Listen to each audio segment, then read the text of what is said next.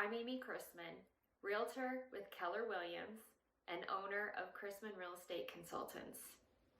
So 2021 and 2020, a lot of people are working from home. And if you can work from home, you can work from anywhere. Interest rates are super low. Maybe you have a nest egg saved up. And you've been tossing around the idea of buying a second property, a vacation property, maybe in the mountains or maybe on the coast, that you and your family can use as part of the year, and that you can rent out as a short-term rental for the other part of the year. If you do it right, the money you make on your short-term rental can pay for the HOA, taxes, insurance, and the mortgage. Let's get into it. Many states, counties, and local municipalities have laws, rules, and guidelines you must adhere to regarding taxes, rental regulations, and even COVID-19 protocols. Check with your state and local governments as well as your tax professional to make sure that you are in compliance with the tax laws and rental regulations, as these vary from area to area and change frequently. And as the owner, it is your responsibility to make sure that you are in compliance. Many states, such as Georgia, require you to register with the Department of Revenue. Not a big deal, takes 15 minutes, you could do it online and you get a tax ID number. You don't necessarily need to form an LLC to run your short-term rental business through, but it's not a bad idea.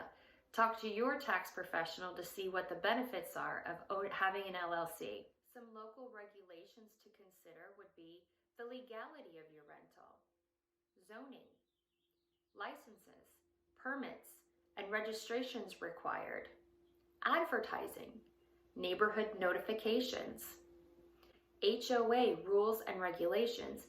Many HOAs are cracking down on the number of long-term and short-term rentals they allow, as they feel it devalues primary residences in the immediate area. You know Uncle Sam's going to want his cut of your short-term rental income. So check frequently with your tax authority, as these change and vary from area to area. Over or undercharging your guest could result in compliance issues. Some rental taxes that are charged to your guest bill could include state, county, and local sales tax, as well as a county or city lodging tax. Some tax information you'll need in order to collect the taxes and pay the government are: what's the total tax rate to charge each guest? What required registration should you have? How many days qualify as a taxable stay?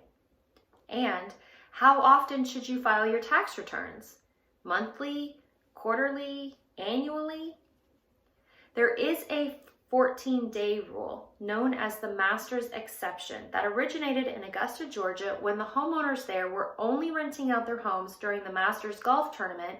That states, as long as you rent your home out for 14 or fewer days a year, and you stay on that same property for 14 or more days a year, or at least 10% of the number of days rented, you do not have to pay taxes on any short-term rental income. How do you know what fees are taxable? Well, any fee that's charged to a guest that's non-negotiable and non-refundable is taxable. Some examples would be the cleaning fee, a pet fee, a rollaway bed fee, an extra person fee. Deposits are only taxable if the homeowner keeps the deposit and does not return it to the guest. Let's say you haven't rented your short-term rental in a given period of time. Would you still be required to file a tax return? The answer is yes. It's known as a $0 return, but check with your local tax authorities, as they may have their own requirements. Failure to comply with tax laws can result in late fees, interest payments, and in some cases, legal action. And you should know that during times of recession, government agencies tend to pursue more audits and go after people who filed their tax returns inaccurately. Many short-term rental marketplaces such as VBRO, Airbnb, and Flipkey, to name a few, will withhold a 28% of the rental income charged and submit it to the local tax authorities. But you should know that in many cases, the effective tax rate is less than 28%. So be sure to submit your W-9 to your short-term rental marketplace so that you can have access to more of your rental income. Short-term rental marketplaces charge a percentage fee called a guest service fee or a host service fee that's taken right off the top of any rent paid by a guest. You should know that this fee is 100% tax deductible as it directly relates to the rental use of your property. You should also know that if you rent out the entire house and not just a room in the house, you may also qualify for other tax deductions such as mortgage insurance and property tax. But remember, if you don't rent out 100% of the house, you do not qualify for 100% of the tax deductions.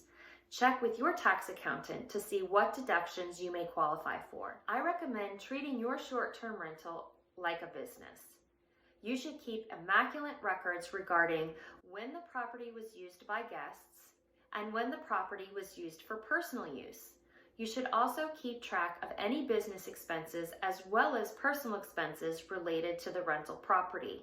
You should submit all of those to your tax accountant so that he can properly determine what taxes are due and what deductions you qualify for.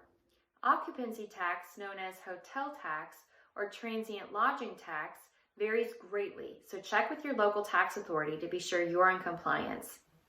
This money is charged directly to the guest, collected by you, and submitted to your tax authority.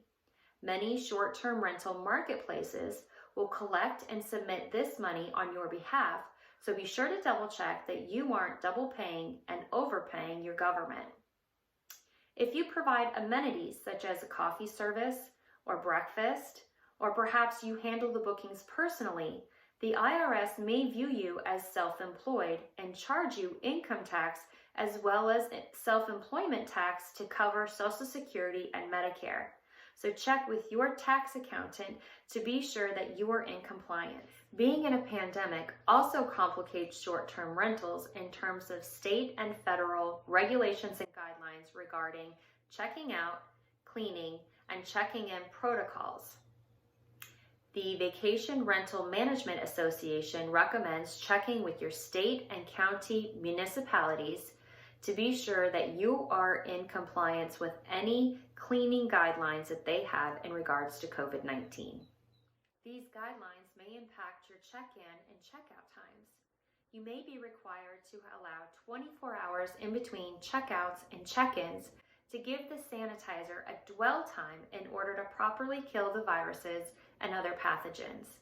You may be asked to remove any extra blankets or pillows and properly sanitize all the soft surfaces, as well as following the proper protocol to launder the linens and take out the trash.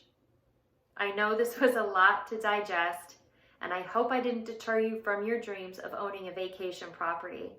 If you have any questions or comments, please don't hesitate to reach out. I'd love to work with you.